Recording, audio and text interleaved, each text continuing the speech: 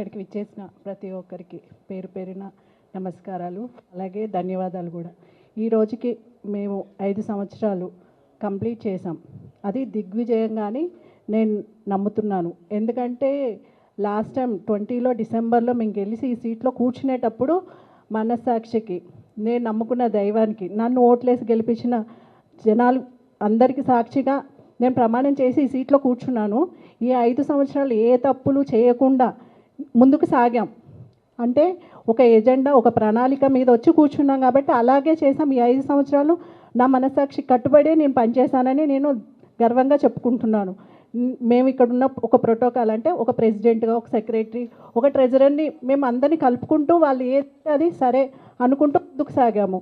కాబట్టి ఈ అవకాశం ఇచ్చిన మీ అందరికీ కృతజ్ఞతలు మరొక్కసారి తెలుపుకుంటూ ముగిస్తున్నాను. Thank you.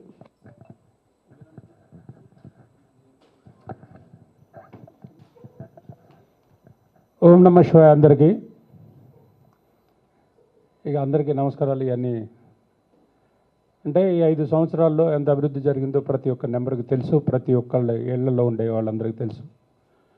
నేను, మా కమిటీ, మేమందరం కూడా అనిల్ అనే ఈజ్ ఎ గ్రేట్ పర్సన్.